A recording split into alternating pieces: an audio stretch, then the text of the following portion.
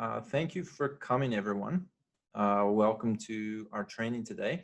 The title of the talk is 3D Scanning with a Next Engine 3D Desktop Scanner. And in today's training, we are going to give you practical skills about how to use a new scanner that is available for researchers and professionals at the American Center for Mongolian Studies. And we were hoping to do this training in person. We've been planning it for quite a while, but obviously COVID has changed that. And so through the magic of technology, I'm able to speak with you today all the way from the United States. So hopefully everything will go smoothly with the technology, and I'm really excited to be here. So many thanks to Nato for inviting me and to the ACMS. I think while I'll give today's talk in English, I'll also imagine we have many viewers here where English is not your first language. Би монголоор товч танилцуулга өгнө. Энэ сургаалтанд би өнгөрсөн жил ACMS төгсөн сканерыг яаж хэрэглэхийг тайлбарлаж өгнө. Энэ сканерыг би бараг 10 жилээр миний өөрийн археологийн ажлаар хэрэглэдэг байсан. Тэгээд өнгөрсөн жил ACMS-т бэлгээр өгсөн. Одоохон энэ сканерыг та нар үнгүйгээр төр авч болно. Эсвэл ACMS дээр ашиглаж болно. Энэ сканерыг өөрийн сулгааны ажлаар эсвэл өөрийн соёлын өвийн төсөлдөө хэрэглэж болно. Тогтмол ашиглана гэж хүсэж байна. Бас энэ сургаалтанд юм ойлгохгүй бол энэ зүгээрээ асуудалгүй. Дараа манай нацвах энэ өнөөдрийн сургаалтын кино, видео интернет дээр постлно. Энэ постлоход монгол хэлний тайлбар бичигтэй хамт постлно. Тэгвэл хамгийн чухал нь бол ACMS дээр энэ сканерыг хэрэглэхэд өнөөдрийн сургаалтын видеотой хамт хэрэглэвэл энэ сканерыг асуудалгүй хэрэглэж болно гэж хүсэж байна. За тэгвэл миний монгол хэлний үед зогсож байна. Одоо англиар ярив. Okay. So before we discuss more, it makes sense to have a really quick introduction into what is 3D scanning and what is the scanner which we are using now at the ACMS. When we say the word 3D scanning, we can include many different kinds of technology, and some of them might be even a little bit surprising to you. This can include sound, right? Like they use under the ocean. It can include heat, right? It can even include radar, like in military context. But for the most part, when we're talking about 3D scanning in cultural heritage or for research, we're usually talking about one of two technologies: laser scanners and structured light scanners. And the scanner we're using today is a laser scanner. So how does the laser scanner work? Well, the laser scanner takes a very small beam of light and shoots it at the object. To the side of the beam of light, there is a small camera. That camera measures what happens when the beam of light hits the object and which direction it goes. And through that measurement, we get, through many passes of lasers over an object, we get a model for what the shape of that object actually is. The benefits of this kind of 3D scanner is it can produce results that are very, very precise, very high quality, and can be measured in the computer. So many kinds of 3D scanners don't allow you to have the size information. This scanner is very, very good for that. It also works well for small objects. Some of the problems of this kind of scanner is it uses a laser, right? So if you have an object which is made of glass or is very shiny, very reflective, it won't work very well with a laser scanner. The scanner only makes a model of the outside of the object. So you want to see inside of something, this is the wrong technology for you. It's very important when you use this scanner that you have a controlled lighting, right? So it's hard to use it outside.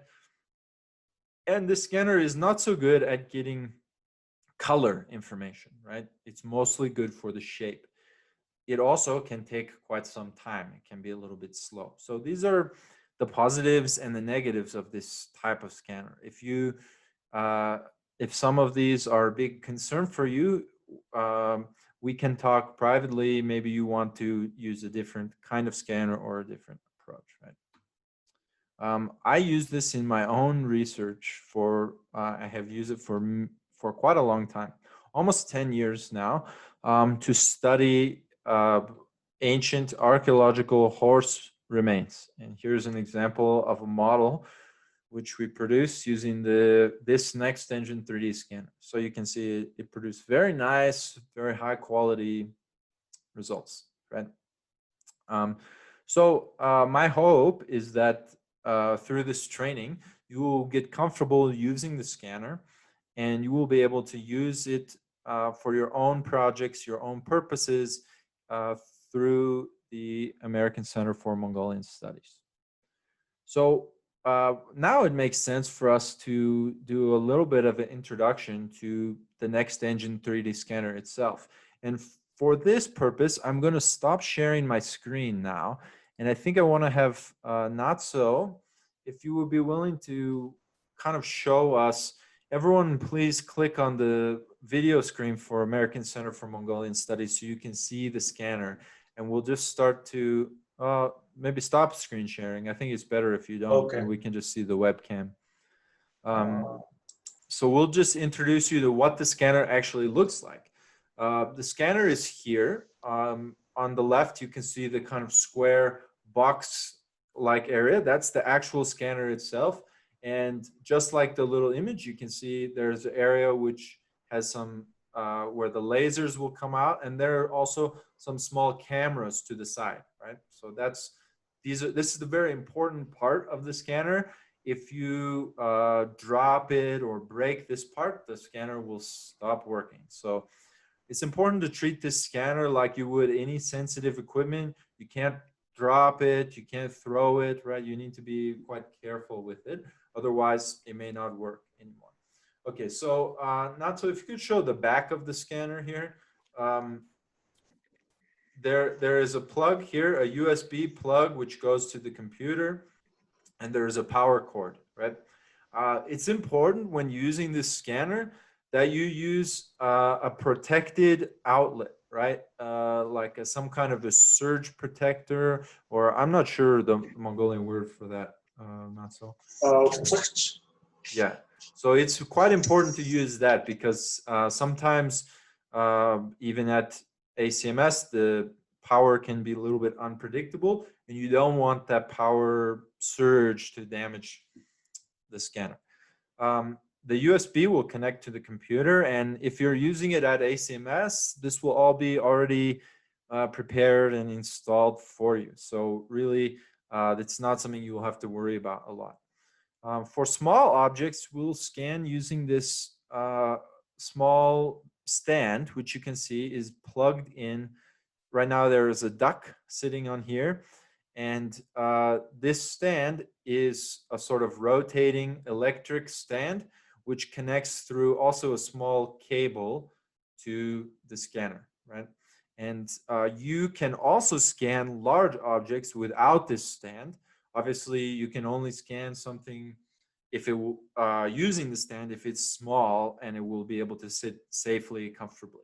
So if you are scanning some archaeological object, it's important to spend some time thinking about how can I safely put the object on this stand so that it doesn't accidentally fall or get damaged, right? So, but today in our example, we will really just be showing this small duck. So it will be okay if he falls. Okay, so I think now I will take over using magic of technology. I will take over the computer of the ACMS and control the scanner myself, so I can show you the process of collecting a 3D scan. So Natso, if you want to screen share, and then I will go to request control. And let's see. Okay, so looks like it's started. So when you open the software it's called Next Engine Scan Studio. It has this little blue logo you can see here, right? When you open the software, this is the screen which you will see. Now, right now we don't have any scan data, so we're going to start a brand new scan, and it's very, very simple process to do that. We'll just go up to this green arrow and we'll click Start a Scan. Now it's going to bring up a screen, and there are a lot of options on this screen. This is kind of your control board where you can make all your decisions about how to scan this object. Now, the very first option, which you see up here, is positioning. Now, Natso, can you see when I move the cursor? Is that showing? Yeah, absolutely. Okay, so over here we have it says 360. This means it will scan using the automatic base. It will scan all the way around the object in one complete loop, right? If I click bracket, it will only scan a portion, maybe depending on how many divisions I give it. It may do 6, 8, whatever number you tell it is how many it will do. When we start a new scan, we almost always want to choose single. This means it will only do one snapshot, like a camera snapshot, right? One scan, and it will not turn the object. And the reason that we want to start with just a single scan is that if there's a problem, we don't want to waste all the time. So at the bottom of the screen, you can see where it says time and memory. Now, the time is the estimate of how much time do we have to wait while the scan is collected. So if I do 360 degrees, you can see the time we have to wait. It's quite a long time, right? So if there's a mistake, that's a lot of time to waste. So normally we want to start just with a single scan. Now, the next thing we want to decide is the resolution of the scan. Now, this is, it says points per inch. What this means is basically how many tiny little dots of information are we going to collect from the object.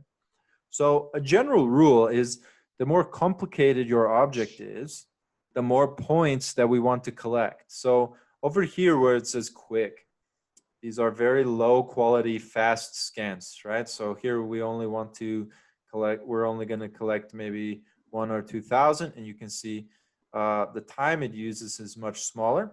In memory, this is important to pay attention to. Memory is your computer's memory, right? So this is how much of the RAM or memory of your computer which this scan will use. And you can quickly see that the higher we go, the more memory and the more time it's going to use, right? But normally we want to make sure we are at least doing scans in this middle range, SD, right? So for the most part, you know, something like 7,000 or 16,000. These are good, right? It depends a little bit on your object, and it depends a little bit on your research question. But normally I try to stay in this range. Now, the next thing, it says target. And here we have dark, neutral, or light. What these buttons are is the color of the object. So if you have a black object, you will want to choose dark. If you have a white object, you will want to choose light. And if you have something in the middle, you want to try neutral. Now, this is one of the main reasons why we start with one scan and then later go to multiple scans, because sometimes no matter what color the object is, we have to change this setting a little bit. Here, because this duck is white, I think we're going to start with light, right? The next setting is a little bit complicated. This is the position of the scanner. So actually, this scanner has several settings.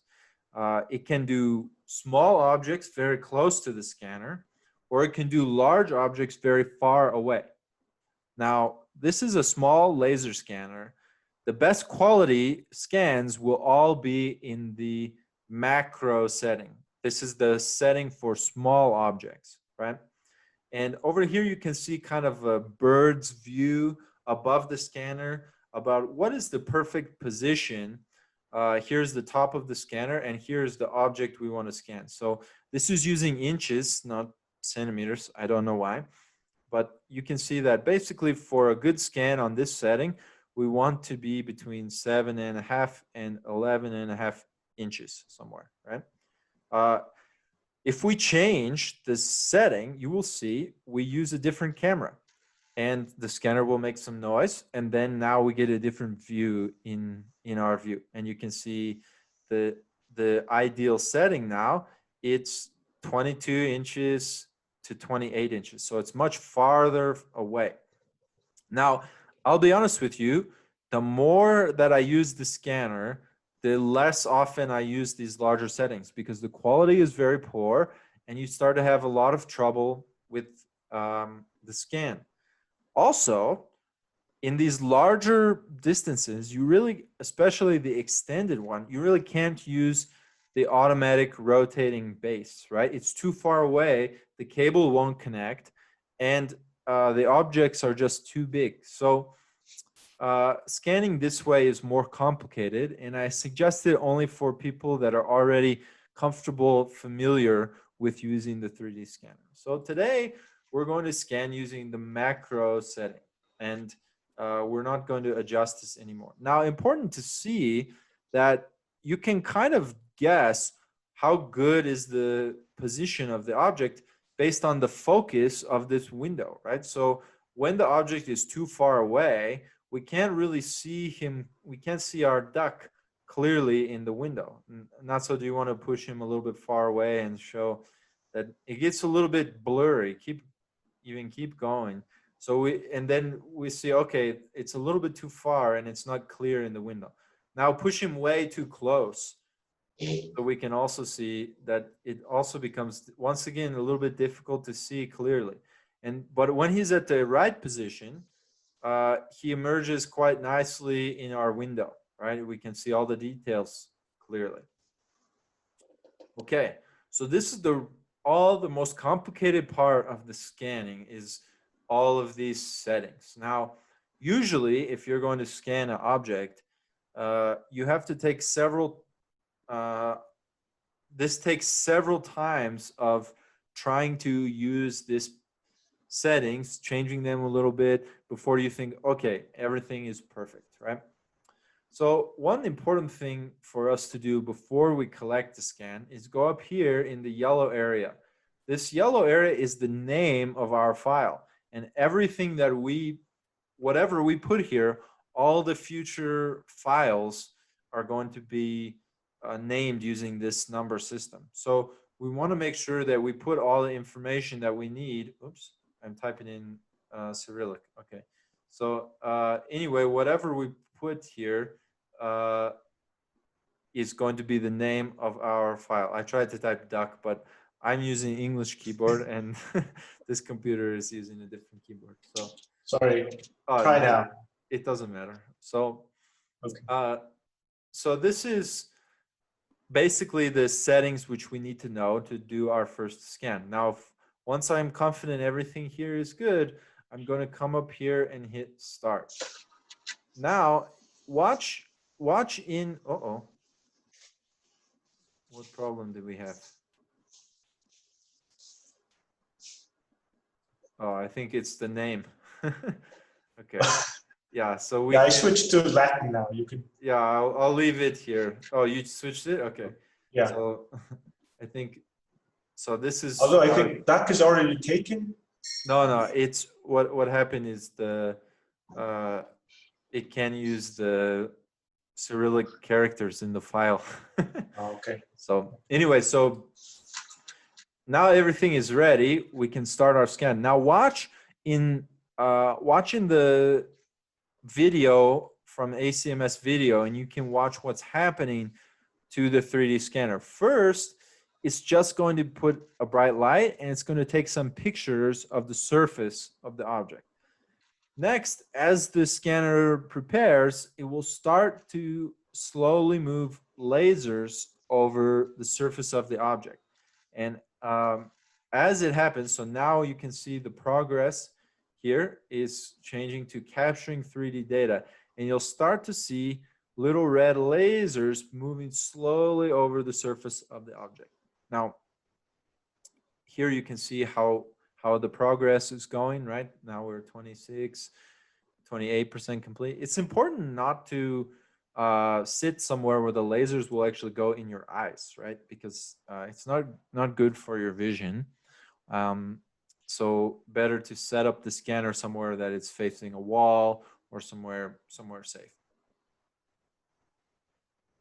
So we're slowly kind of checking our progress here. And if there is a problem with the scan, this step may go very, very slowly, right?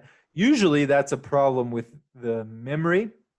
Your computer is not fast enough, or it's a problem with the lighting. Sometimes if the scan goes really slowly, it's because it's too bright or too dark in the room.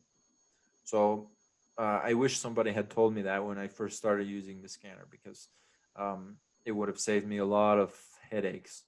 So after it collects the data, it's going to sit here and think about it for a minute, and it's processing it. And now we have our first scan. Okay, so here we can see our data, right?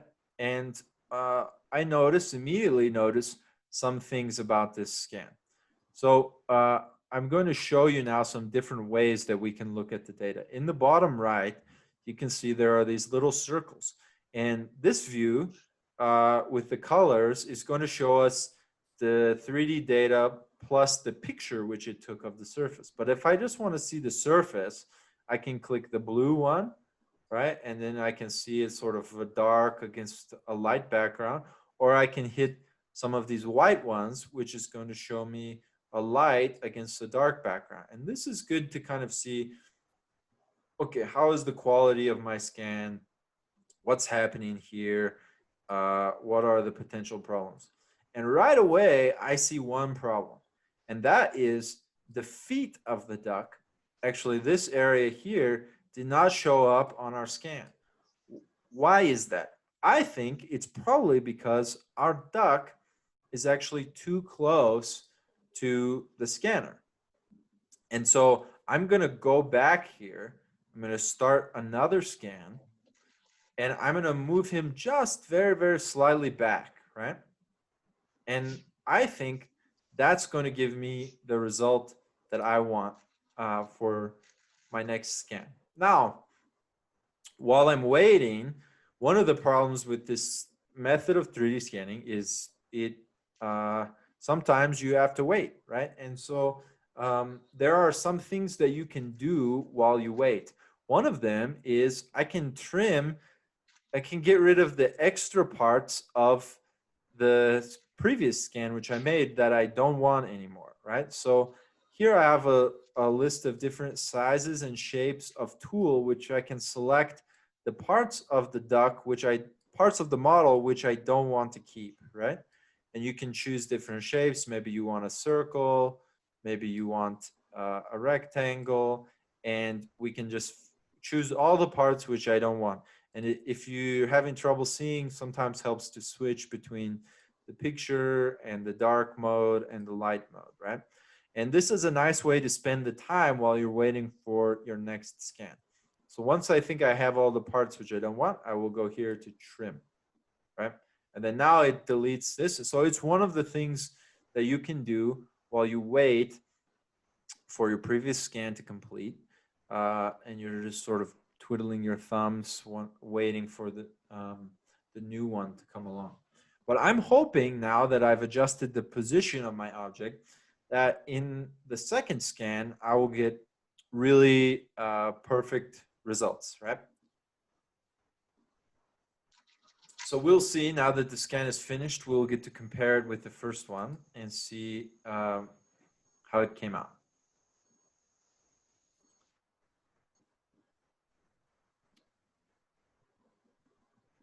Okay, so it's ready. And now you can see in comparison to the first one, right? The second one is much better because we have the legs, right? So in the previous one, we were too close to the machine and we couldn't collect data from the legs. But this one, it's almost perfect, right? And so now I'm confident that my settings are correct. I'm confident that the distance is correct. And I would feel comfortable now going back and starting a new scan, but this time I'm going to let it go 360 degrees. And actually, not so, if we do run this new scan, you can see, if you look at the ACMS webcam, you can see the duck is actually not over the center of the table. He's actually towards the front. So if we do a 360 degrees, he's actually going to rotate out of position and we won't get a good scan. So what we want to do is keep the duck where it is in terms of distance from the scanner, but move it so that the table is completely underneath him and he's in the center of the table. Yeah, just like that, right? So now we're pretty comfortable with our settings, with our distance, and we're ready, and we can set our scanner to do all 360 degrees of the scan, right? So we click the 360 and we'll start, and you can see now this is going to take quite a long time, right? 10 minutes. So if you're doing a larger object or larger settings, this might take even longer. So this time it's going to scan 4 images. And in fact, we actually want to stop this because 4 is probably not enough. When we are scanning a complicated, so sometimes if you stop it, it will give you an error message. When we're scanning a complicated object, 4 is the number of times it will cut a perfect 360-degree circle into pieces in order to make your scan. And in order for an object to work, you almost always need quite a lot of divisions. For something that is really simple, like a perfect ball, maybe you could use like 4 or 5. But for something complicated like a duck, I think we want to do probably 10, right? So we're going to make sure that we choose a high enough number here that each time the scan moves to a new one, there's enough overlapping information between the scans that it is able to connect them in order to sort of process it from a software perspective. So we're going to start this now, and you can see, oh my God, it's going to use 25 minutes and 45% of the ACMS computer memory, right? So that's one reason why you might want to be scanning on one computer, and then if you're doing your emails or whatever else, you might want to have on your own personal laptop computer, right? So we'll start this, and you will start to see how the scanner will move from position to position ever so slightly. So this time I want you to watch, and so down here at the bottom we have our workstation, right? And in the green we have our model, and I will show you more about how to use that in a minute. But next to the green we have all of our different scans which we have collected, right? And as we produce our model now, our base is going to rotate a little bit and a little bit and a little bit, and it's going to do 10 total movements and combine all those scans into a perfect 360-degree model.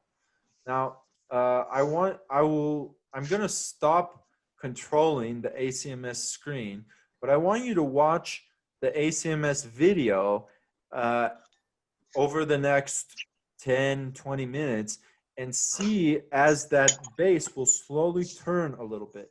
And each time we're going to get a little bit more information added to our 3D model, right? And while we wait, normally we can still be removing, right, this extra information which we didn't want from our previous scans, right? So that's the trim function, and that's at the top of these scissors, this kind of scissors shape. So that's one way that we can kind of pass the time between our scans. And then now you'll see we're finishing our first scan. So our new information will come up, and then the 3D scanner is actually going to rotate a little bit. So see if you can watch that as it happens. Here's our new scan, right? And then watch the ACMS video now and see if you can see the base rotate as we move to start the new scan. Okay, so, and now you can see the progress here. Sometimes when you do a 360-degree scan, it will do something called a calibration scan, which means it just sits there and you wait while it captures some extra data, right? So that's what it's doing now.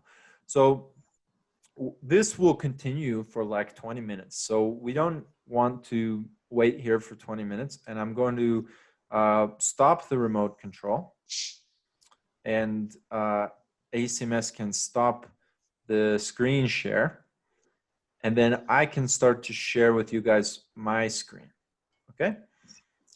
So now we're going to look at what happens after you finish some of the step which we are currently doing. So this is, does anybody know what this is? If you are a horse person, maybe you will recognize what this is. It's the bone of a hoof bone of a horse, right? The bottom leg bone, the bottom toe bone. In English, we call it the coffin bone sometimes. And this is a perfect 360-degree scan from a horse bone, which I was studying for my research. So we did the process which is happening now for the duck. And if you're watching, you can see the scanner just made a little change, right? It just went and then started again. It's going to do that 10 times. Well, luckily, I have a finished example here. So in this model, we put the horse, and you can see the horse image. Now, if I just look at the pictures, you can see it actually doesn't look very good, right? There are all these changes in color. Why is that? That's because the laser scanner is not really good at producing a photo texture. And if you want it to be very good, you have to very carefully control the lighting situation in the area you're scanning. Otherwise, you get something that looks like this, right? Like there's dark brown, there's light brown. It's really quite ugly, right? But the texture is perfect, right? It's absolutely beautiful. So here is our first scan, which we made using a 360 degrees. But you can see there's some big holes, right? There's some big gaps here. So we set it on the base. We rotated it like this 10, 20 times, and we got a nice scan. Then we did it again, but we changed the position of the hoof this time so that the parts which are missing are facing the lasers, right? And then we did it completely again, another 10, 12 times. So now we have two models which have different holes, right? These ones have a hole here. This one has a hole here. together we have all the information we want, but right now they're not connected. So the next step in the process is to align. If you go up here to the top, you'll see this small circle here. We're going to hit align, and it's going to bring up two models. We'll have one in the green area, and then we get to choose what is the next one which I want to compare. And the way this goes is we're going to choose 3 points, at least 3. You can choose more if you want. We're going to choose 3 points which are exactly the same on each object, right? And you don't have to be exact. Sometimes it helps to switch between the picture and the light and the dark if you're having trouble finding these points. And if it's not quite right, you could just pick it up and move it to a slightly different position, right? So we can play around with this for a while until you feel like, okay, I have my 3 points. They're all exactly the same, and I want to connect these points, right? I'm ready to marry my 2 models together. So once we're happy with that, we're going to go, my Zoom dashboard is getting in the way of my, how do I move this? Okay. We're going to go up here to align. Now, the first time I do it, I will hit align, and you can see it does it. It tries it once just based on your points, and then the software starts to think. And so if you get it close enough, after it finishes thinking, you should see them kind of move together perfectly, right? So right now, 35, 38%, it's thinking. And the more scans you have, the longer this process will take. But we have 2 360-degree models. And so if we connect these, we should be pretty close to perfect 3D model. Now,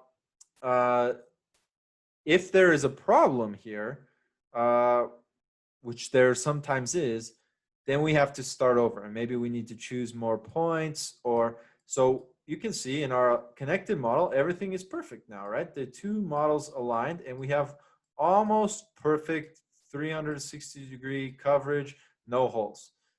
If there was a problem, we can go back down here and we can remove the one which we just aligned. And if you already aligned it, it's actually sometimes possible you can just connect it, drop it back. You don't have to tell it new information, although we still have to wait for it to think, right?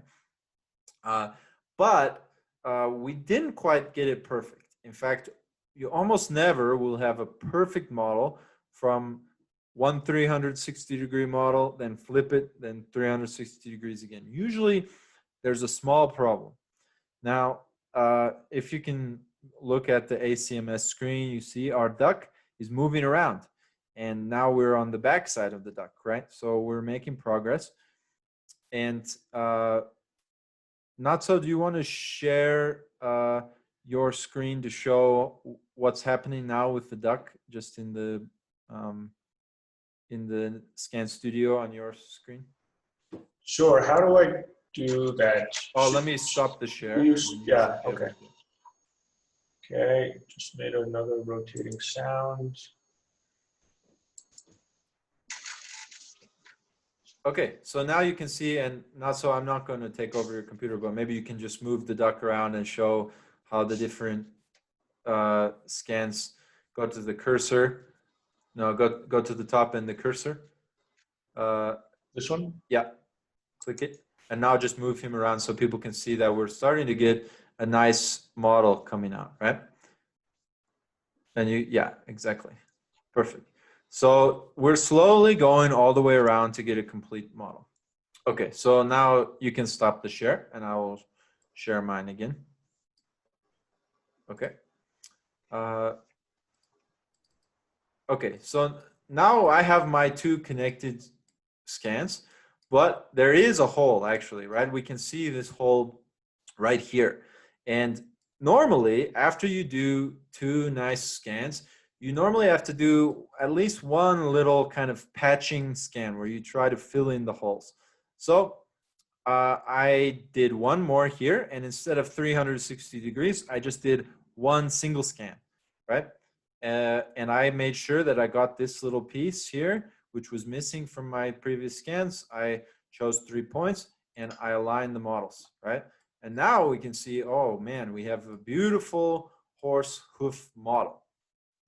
Now we're really approaching a good result here. And eventually we will get to this point with the duck as well. Although the process from start to finish probably might take about 45 minutes or an hour, depending on your lighting conditions and whether you end up with any additional trouble, right? So we're not going to finish the duck model today during this training. But we will finish this horse model, and then I'm going to show you some nice ways that we can share our data. And so let's see, I will share my screen, a different screen in just a minute. But so here's our completed model, right? It looks great, no problems. We're done aligning. And if you look at the top of the screen here, you can see there's a threshold, right? And oops, I shouldn't have clicked it. Basically, we're telling it how much error am I willing to accept in my model. And if you're having very low quality scans, sometimes you might have to move the error tolerance very high. And if you want to do the process faster, you can move the error tolerance very low. But here, our error is very, very small, 0.002 inches.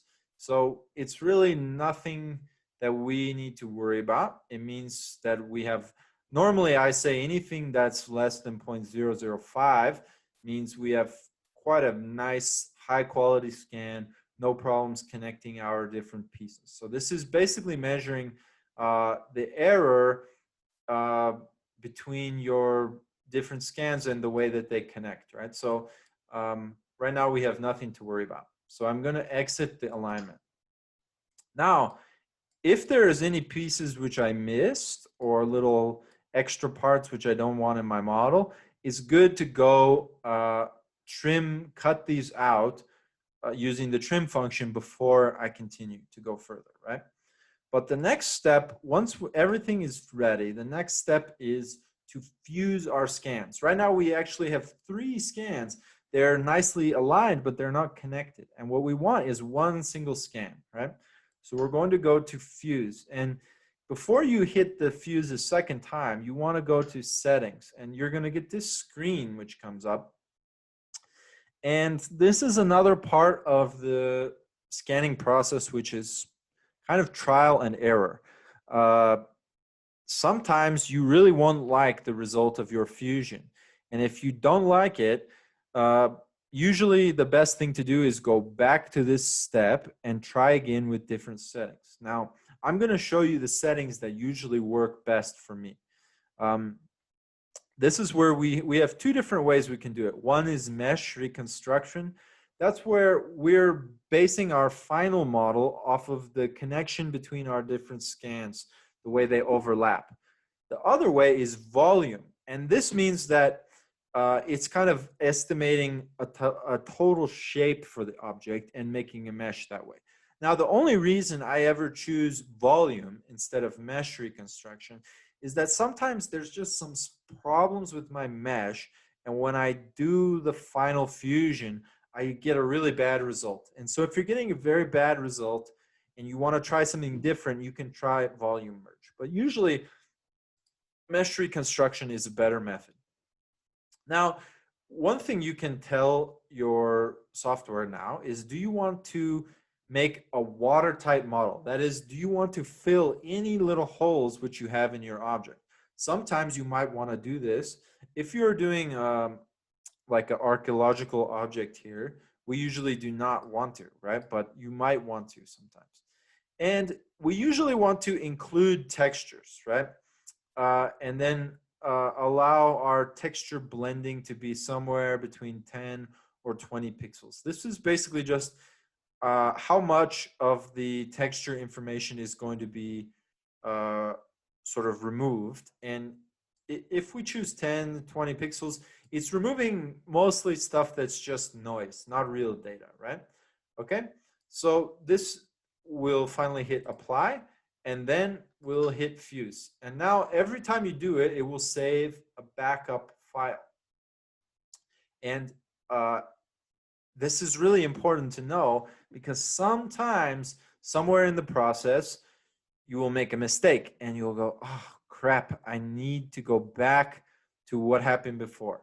So the way to do it is in the folder which your, oh, and I guess I'm not sharing the screen. So hold on, I'm going to stop the share and share again to my entire desktop. Hopefully that will fix it. Okay, so we're going to open up the folder for the file, and here is our 3D workshop file, right? And you can see in each of the folders, you're going to have a file called backup before fuse, backup before trim. So if I made a big mistake and I deleted part of the scan which I wanted to keep, or I don't like how the fusion turned out, I can always go back, close the program, and open up one of these two files, right? In order to kind of try to fix the mistake which I made. So that's an important thing to know. Now, some other things which are good to know as you're scanning. If you're having a problem, it's almost always because of the lighting in the room. That's usually the problem. So sometimes I start scanning, it's the morning, everything's looking good. It's a little bit darker outside. As I get to like noon, 1 o'clock, it gets very bright outside. The sun comes in the window, and all of a sudden, my scan is giving me problems. That's something that's caused by changes in the lighting, changes in the natural sunlight during the day. Took me forever to figure out that's what was causing my scanner to work slowly. That's what was causing problems with collecting data where it previously was working fine. So after, the fusion is quite a long process sometimes. And so depending on how high resolution your data was, sometimes the process can be quick and sometimes it can be slow. Usually it's worth your time to make a high resolution scan, because you can always make a high resolution scan lower resolution over time, but you can never go back and rescan your object unless you're going to go, like if you're doing research, right, you have to go all the way back to your collections or back to the ACMS. So it's usually better to just budget a little bit more time and to do a very high quality scan, rather than to go, oh man, I wish I had done a good job with that before. And then, so while this is fusing, I'm going to switch us over to my other screen. And let's say new share, that's what I'm gonna do. Okay, so some common problems that I talked about the lighting, but another common problem that we run into with scanning is really the material. Objects that are shiny, right, like a glass or even a metal, like this water bottle, it would be very challenging to scan correctly. Now, if you are doing just a regular object and it's okay, not so. And ACMS have a small kind of white powder that you can put on your shiny object, which will make it not so reflective and will allow you to scan it. But you really can't do that for archaeological objects, for other kind of objects. Other objects that are really difficult are things that are fuzzy, right? So like my hair, if you try to make a 3D scan of my hair using the Next engine, it will give very terrible results, right? So it kind of has to be a coherent material, and it can't be too shiny. Another thing which gives the scanner a really big problem, if you think about how the scanner works, right? It takes one scan, another scan, and then it connects them, right, based on the similarity in their shape. Well, if you choose an object like a knife or a pen, which is very, very, very thin, it doesn't have that overlapping area to connect. And so oftentimes you really struggle it can be very difficult to scan a very, very thin objects, right, using the scanner. Not impossible, just much more difficult. And probably you need to strategize a little bit with me or with Natsuach or somebody else about how to do it right. Okay, so we're done processing our fusion. So I'm gonna switch us back to the original screen. You can see now our 3D model. It's perfect, right? It's absolutely beautiful. And we don't see any problems here, but it's good to notice, right, that here's what the picture version looks. It doesn't look really quite so good compared to our texture version, right? So that's just one thing that comes along with using this laser scanner. If you want to make the pictures better, you have to control your lighting more carefully. So you might have to use a tent over the scanner while you use it. Make sure that there's no changes in the lighting while you're collecting your data, right? But basically, I have now produced a 3D model. Unfortunately, it's stuck inside this program. So there's one more step which we need to do, right? And if you want to, there are ways that you can improve this model. If you don't like how it looks, you can go to polish here, and you can use some of these techniques to fill holes or to smooth the surface. I really recommend that you don't try to do a lot of this. That's because the tools in this software for this purpose really not very good.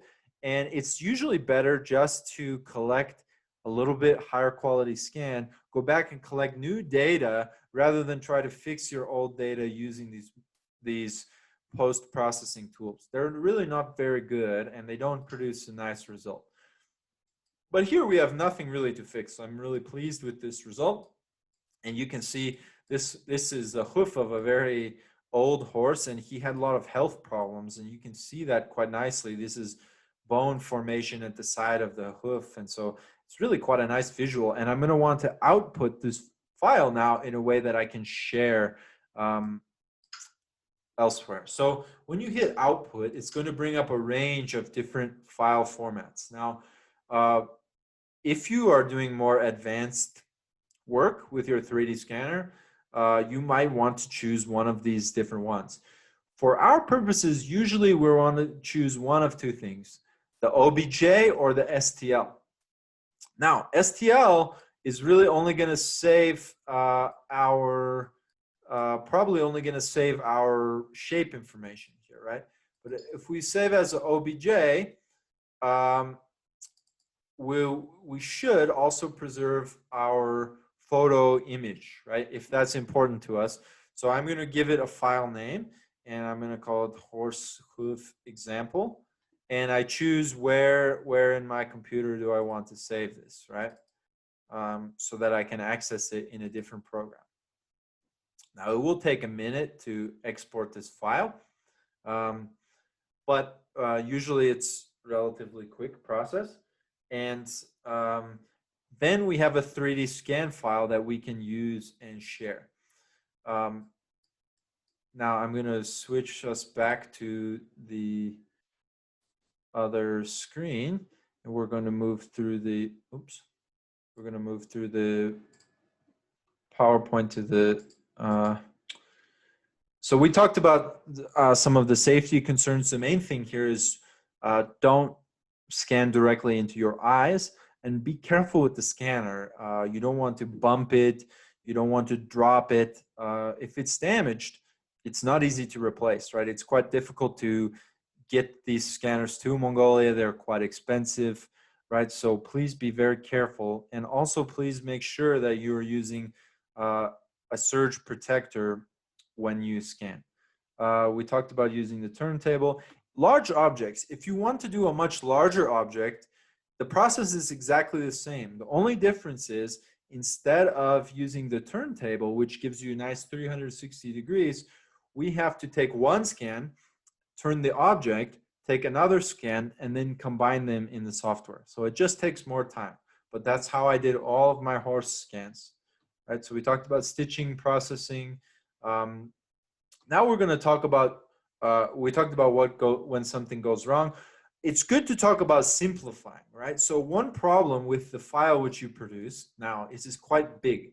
So I will share the PowerPoint, but there is a free software which we use. It's called Mesh Lab, and it's freely downloaded. I've opened it here, and let me make sure that I'm switching back to this screen.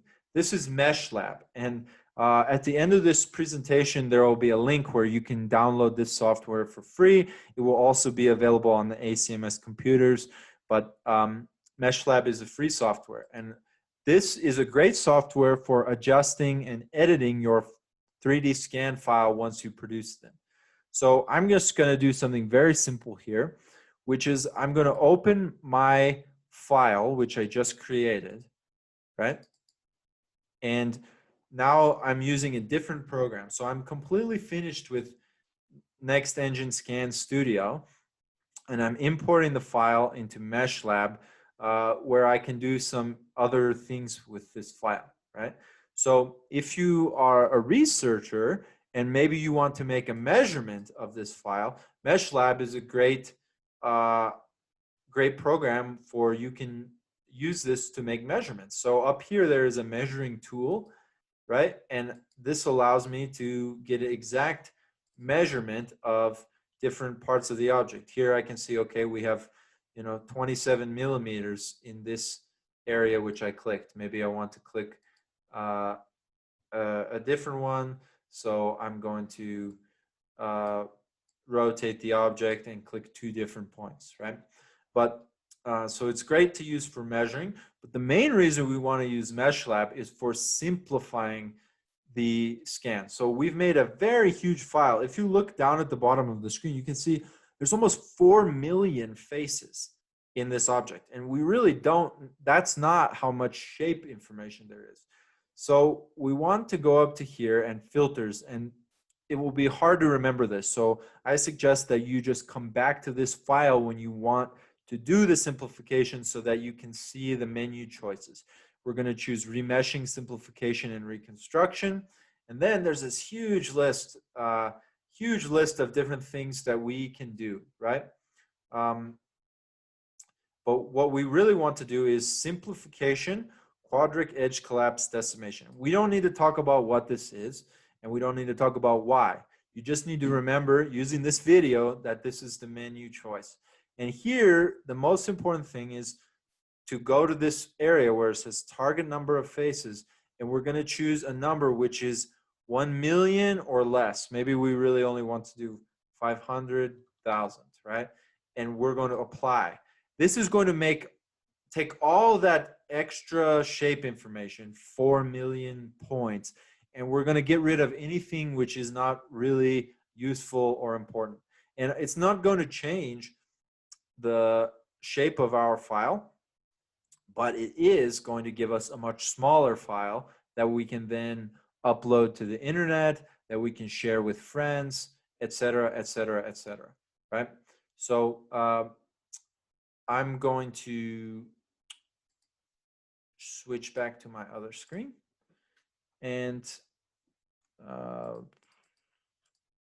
so the final stage of today's talk is really going to be about how do we share our model, right? And there are a few different ways that you can do it. But for the most part, what we want to do is either send someone a file with the USB, right? We can take the OBJ or STL files we produce and send them directly, or we'll want to upload it to a website where someone can explore the file themselves. Usually this is the fastest and easiest way to share. Okay, so I'm going to go back to this original screen, and we can see, okay, we simplified our file, nothing really changed, but it's much, much smaller. You can see now we only have 500,000 faces. So I want to export this mesh. And you go down here and you're going to choose which format you want. I suggest we keep things the same. Here we had OBJ, STL. These are OBJ and STL are 2 of the most common. The other one, which is really good, is PLY, right? So maybe you want to come and choose PLY. But really, it depends on what the program you want to use your 3D model with, ask for. There's many choices and they're all pretty similar. So we're going to export the file there. And now we're done with MeshLab. So really we're done with making our 3D scan. The only thing left is to share it. Can you guys see, can you guys see my computer screen, my internet browser Yeah. now? Okay. Yeah, absolutely. So the main way that I like to share my files is a website called Sketchfab. And again, this will be in the PowerPoint that I share with you, so you don't have to write it down. But Sketchfab, you can make a free account and it will allow you to upload your own models. So here you'll get to upload a model, right? So here's my main page for Sketchfab, and in the top right here, you can just see upload, right? So once you go to upload a file, you're gonna get a screen that looks like this. I'm gonna go to, sorry for all my work files, so many files on my computer. And I'm going to choose my file, which I just created. And let's see, I want to make sure I'm choosing the right one. So here it is, okay? And I'm going to upload my horsehoof.ply, and then we wait, right? And so it's uploading, and I can give it a title. Maybe I want to say this is Horse Hoof Mongolia example. Maybe I want to put a description. This was a brown horse. Maybe I want to, this website can, if you choose, make your model public. If you don't want it to be public, you should go over here and choose one of the restricted options. Maybe you want only somebody with the link. Maybe you want it to go public. And then you can also choose whether the person who sees the file can download, no, or download free, right?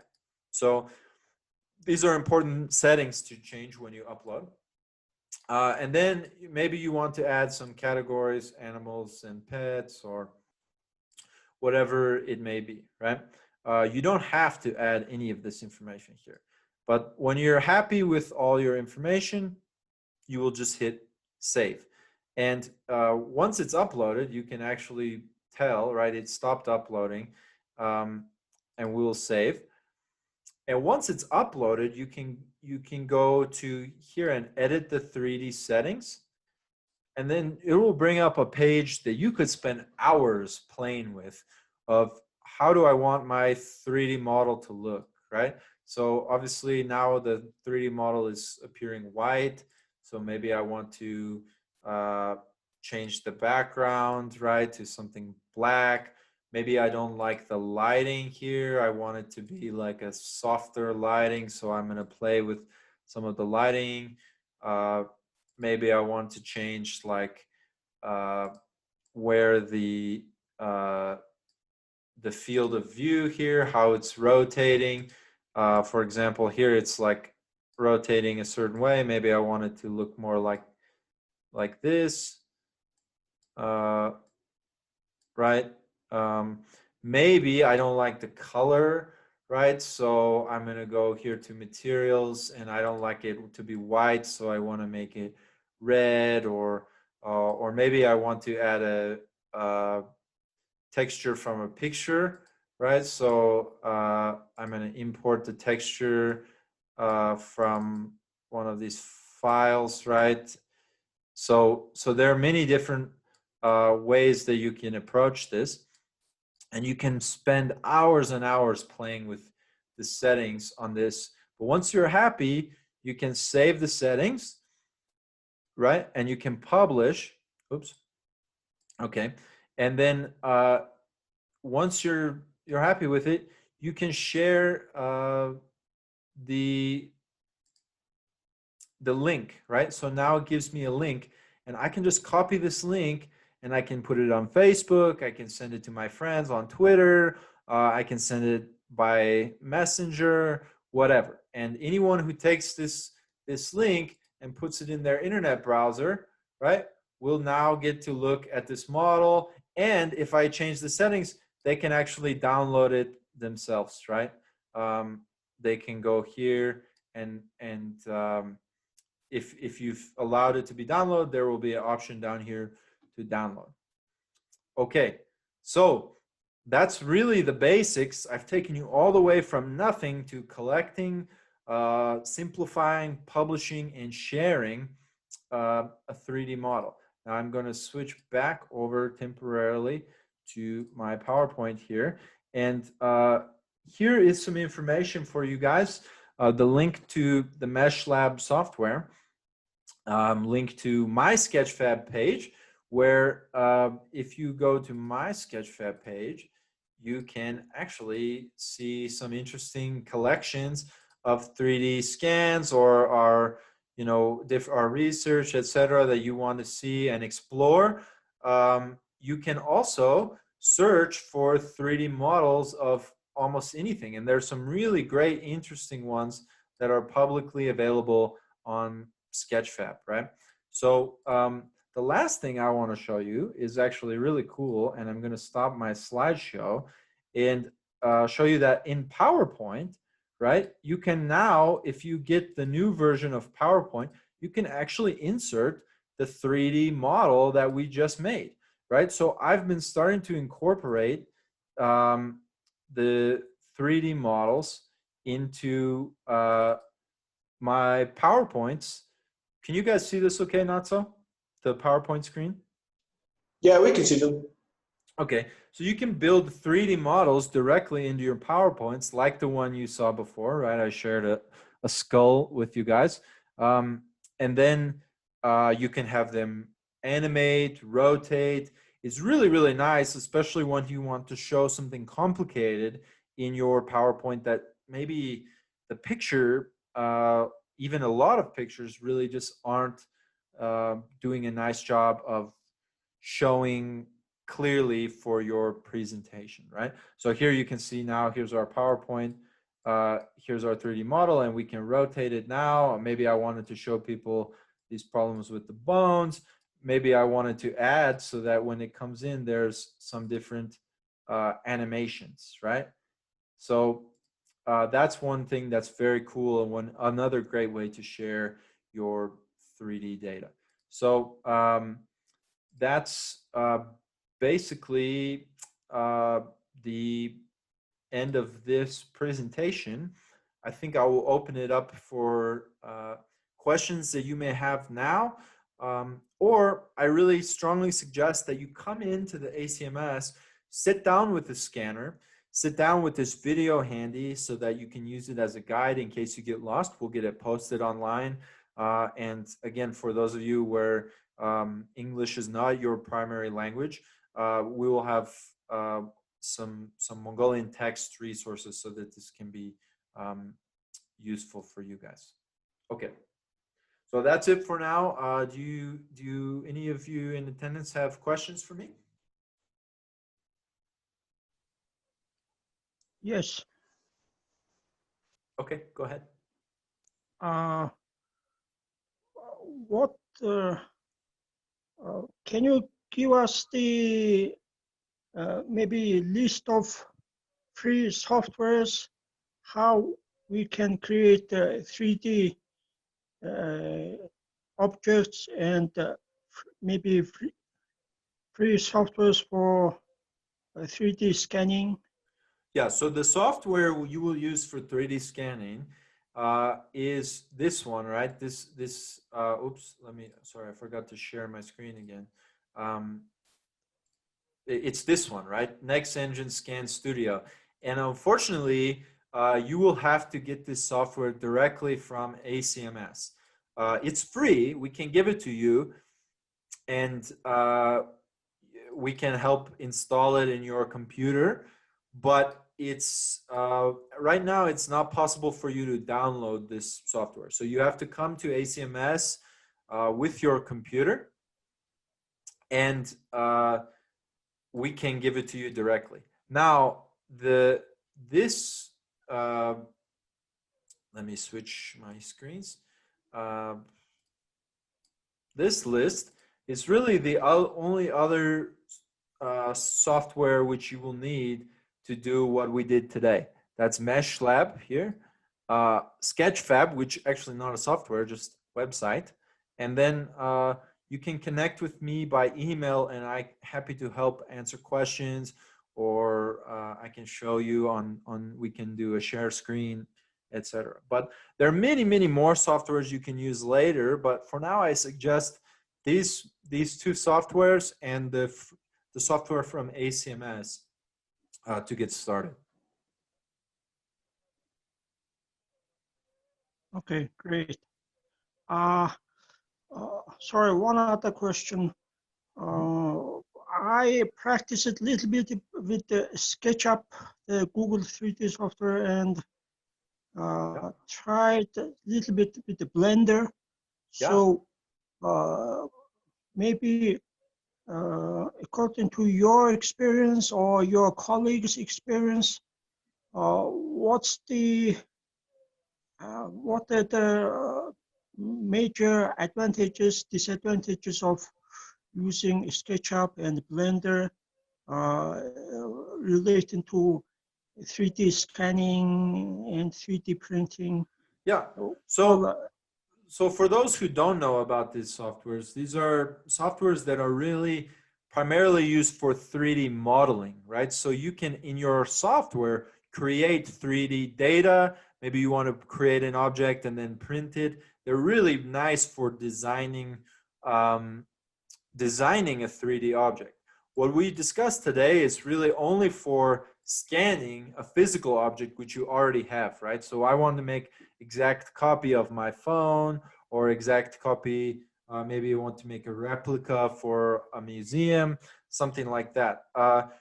You can take the file which we produce through a 3D scan, and you can open it in Blender, in any of these other third-party softwares, and maybe you want to add some things or change some things. I don't do much 3D modeling, so I can't tell you which 3D modeling software is more useful or less. I do use Blender primarily when I work, because Blender has a nice online tutorials. There is a kind of nice community of people that can help with Blender. So I like to use that when I'm making some models, but you wouldn't use it for doing much scanning directly with the scanner which we're showing you today. Okay, thank you.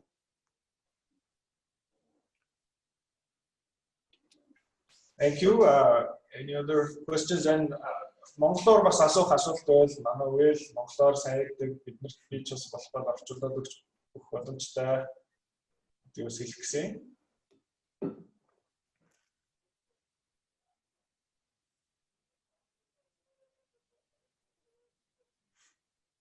I don't see any questions, anything in the chat. Sometimes it's good to check these. Sorry, yeah, I'll stop the share and I can see the chat. I also don't see anything in the chat, so I assume that there's no more questions right now. The truth is, you will have so many questions, but probably all of those questions will come up after you start to use the scanner. So most important thing is that you start to use it. This donation, really the goal is to make it accessible to Mongolian scholars, to Mongolian folks that are working on digitization, and I want you to make use of it. So please come in and arrange a time to kind of get familiar with it. Hopefully this training will be more useful as a video resource really than as a live lecture. So strongly encourage you. And then you know, in the future going forward, we'll be doing more and more events like this. And there are many different technologies that you can use for 3D scanning, right? You can use photogrammetry. We have other kinds of 3D scanners that may be available at ACMS in months and years to come. And so please keep checking back with us for new programming, new information. Sorry, I have one more question Yeah. since everybody else is silent. Well, I watch not few of those. I tried that 360-degree photo application. Yeah. And On your phone or? Yes, on Okay. my phone. And well, not few times I took the photo of sunflower and even my wristwatch, and Yeah. they take amazing 360-degree photos. So Yeah. can the scanning software or any software convert that my taken 3D photo into that modifiable, like a blender-friendly file, or is there any Yeah. solution? So usually the best, truthfully, my experience with the cell phone applications, the best thing to do is most of them will have an option to upload the file to Sketchfab, right? Uh-huh. And if you can upload the file to Sketchfab, then you can download the file also onto your computer, and you can use probably MeshLab is the best software, right? I'll share again just to remind you. This software is probably the best for most of the modifications you want to do. Probably in the model you made on your phone, there's like some extra things which you want to delete, or maybe you want to improve the mesh a little bit. And MeshLab is really good, and MeshLab is free, and they're like some other software. There's lots of good online tutorials for it. So normally it's difficult to say unless I have this exact application, but normally I would upload from my phone photogrammetry application to an online website, and then I would take the file from Sketchfab, right? That's Sketchfab, just to be clear. Sketchfab is this website, right? If you can upload the file to this website, then download it back to your computer. That's usually the way I handle these cell phone models. But yeah, does that answer your question? Yes, yes, Okay. thank you.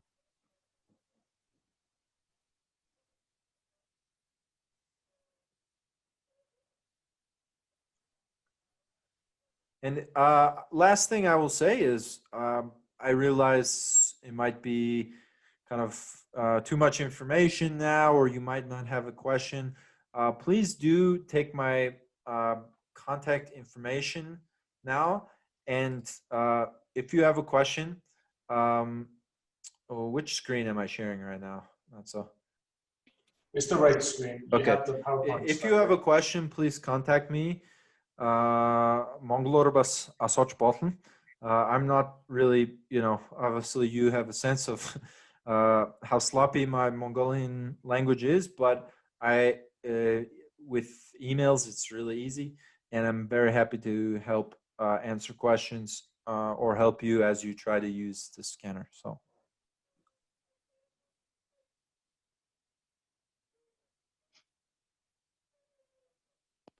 Okay, well, thank you so much to Natso for arranging this. Thank you to everyone at ACMS.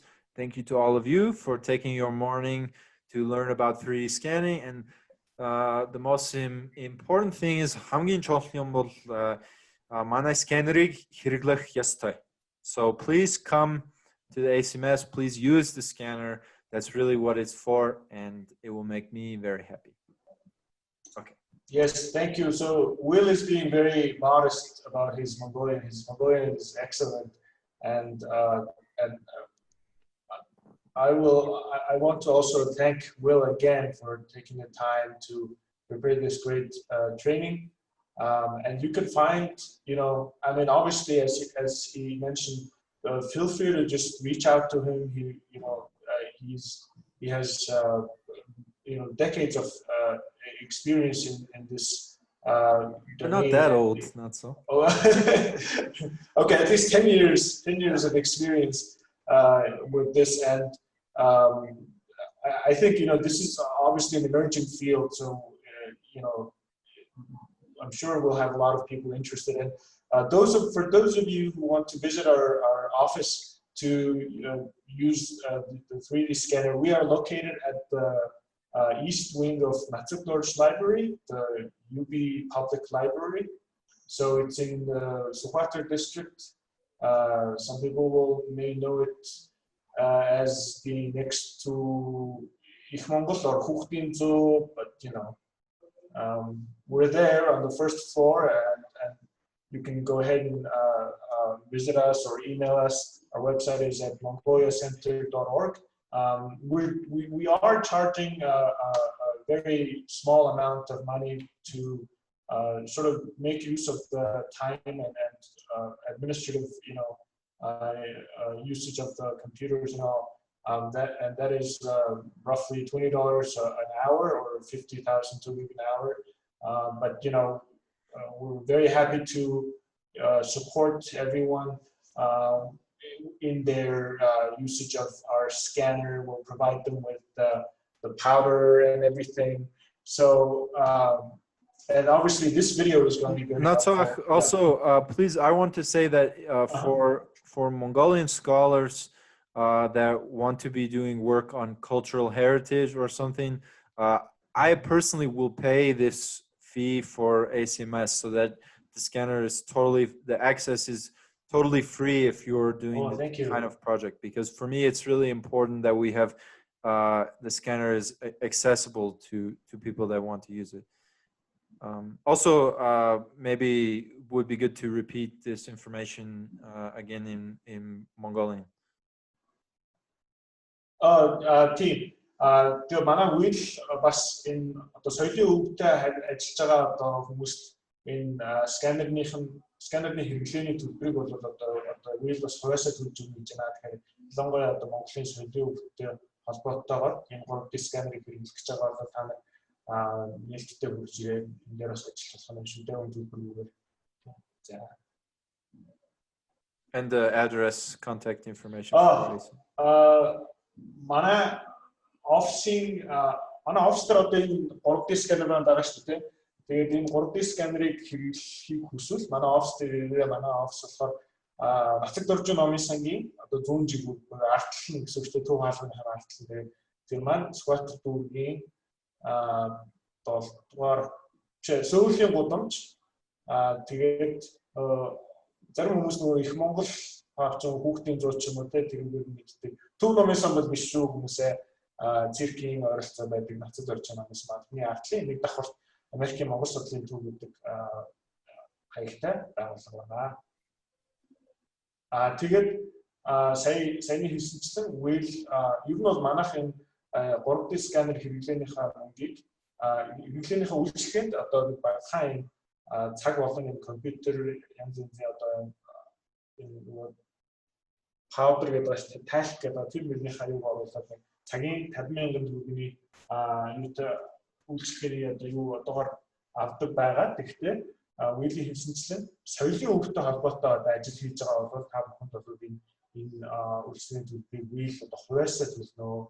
Тэгэхээр энэ дээр бол та нар соёлын үгийг одоо хамгаалах тийм ажил хийж байгаа бол энэ төлбөрөөр манай 3D сканер хэрэглэж болох нэ.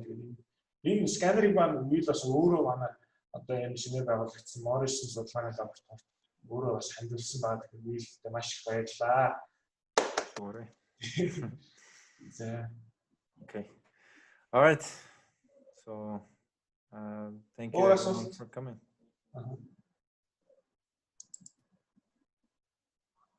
Or sorry, go ahead. Yeah. Okay. Sorry, one more question. Mm-hmm. Well, from BBC or CNN, I watched back a few years ago that some people used their phone as a 3D scanner. So, but lately those are a little bit disappeared.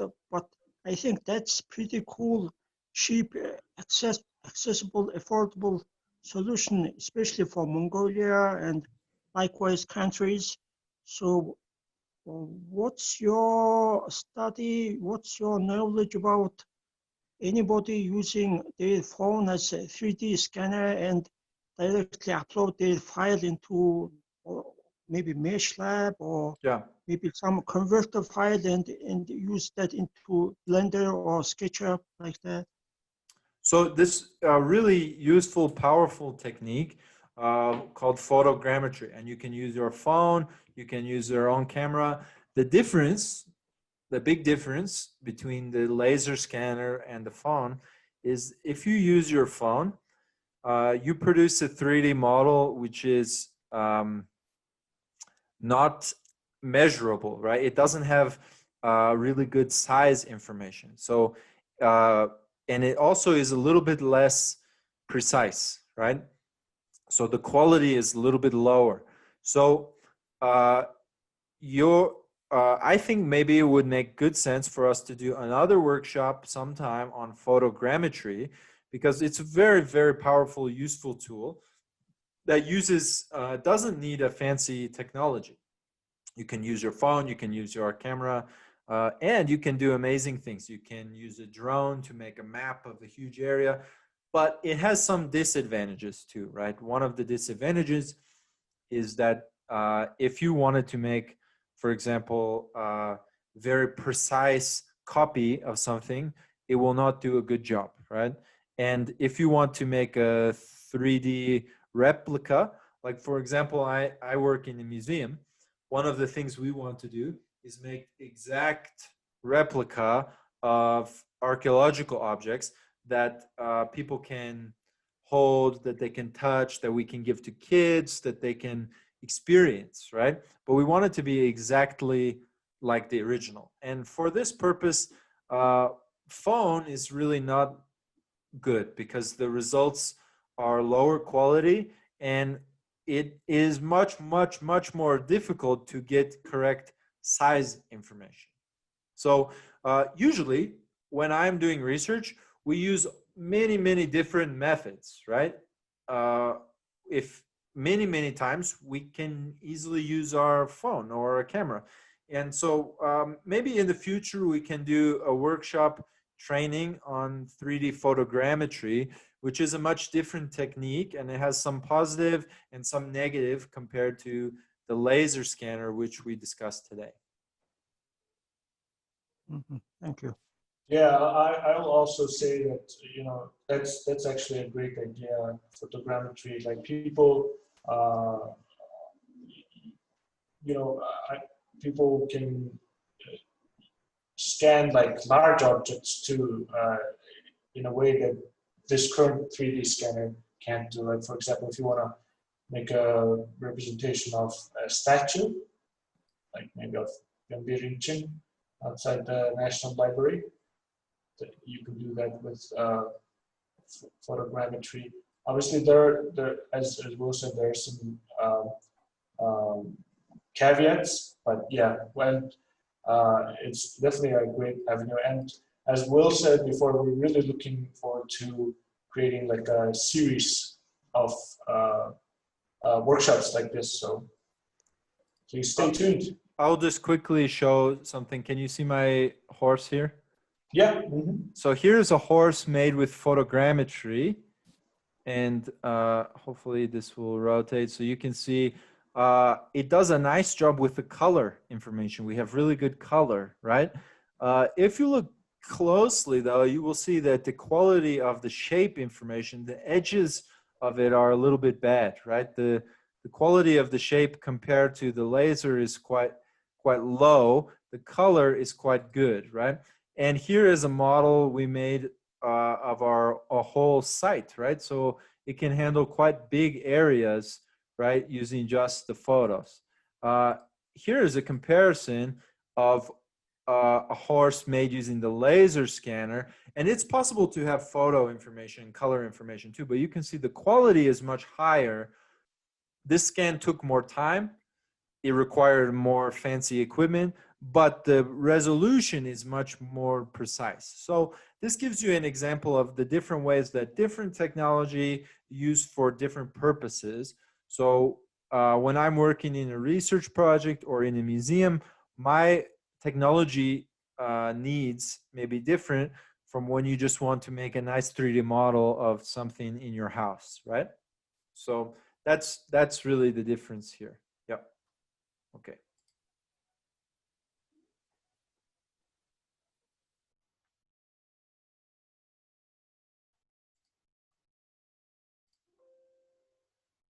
Okay, so I guess that's it, and thank you all for coming.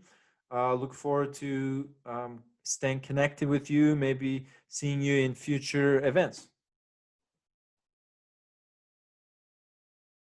Yes, so thank you, Will, for your wonderful presentation, and thank you everyone for tuning in. And we'll have this presentation soon uploaded on our website or our channel with Mongolian subtitles.